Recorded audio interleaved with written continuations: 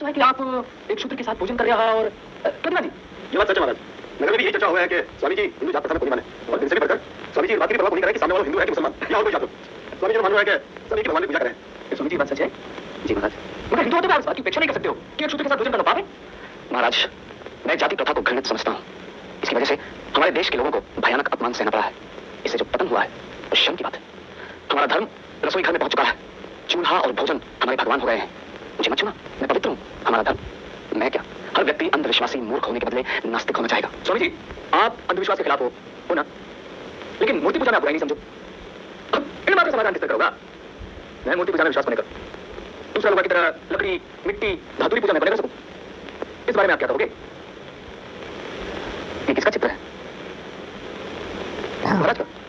दीवान जी, कृपया इस चित्र को उतारिए।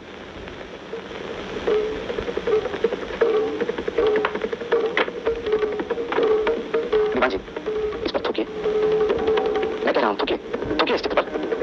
स्वामी जी, ये आपने कई बार वास्ते कह रहा हो। ये महाराज में चित्र है, मैं ये किस तरह कर सकूं? लेकिन ये तो सिर्फ कागज का एक टुकड़ा है। ना तो इसमें महाराज की हड्डियां हैं, न मांस, न रक्त। ना तो ये महाराज की तरह बोलता है और ना ही उनकी तरह व्यवहार करता है। फिर भी आप इस पर थूकने से इनकार कर रहे हैं, क्योंकि इस चित्र में आप अपने महाराज के रूप की छाया देख रहे हैं। वास्तव में आप इस पर थूकने से अपने महाराज, अपने स्वामी का अपमान समझ रहे हैं। देखिए महाराज, एक अर्थ में आप इस तस्वीर में हैं और दूसरे अर्थ में आप नहीं हैं। आपके स्वामी भक्त कर्मचारी इस तस्वीर को उतना ही सम्मान देते हैं जितना वो आपके व्यक्ति को देते हैं। यही बात उन भक्तों पर लागू होती है जो पत्थर या धातु की देवी देवताओं की मूर्तियों की पूजा करते हैं। प्रतिमा उनके मन में उनके इष्ट को लाकर खड़ा कर देती है और इस बात में मदद करती है कि वो अपने प्रभु में मन रमा सके। वास्तव में वो पत्थर या धातु की मूर्ति की पूजा नहीं करते। महाराज, सभी लोग एक ही ईश्वर की पूजा करते हैं, उस ईश्वर की जो परम आत्मा है, शुद्ध ज्ञान की चरम सीमा। और ईश्वर भी लोगों को उनके ज्ञान और उनकी समझ के अनुसार दर्शन दिया करते हैं। समझिए, आपने मेरी आंखें खोल दी।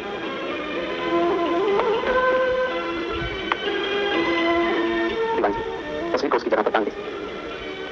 वेदांत की जन्मभूमि हमारे इस देश में वर्षों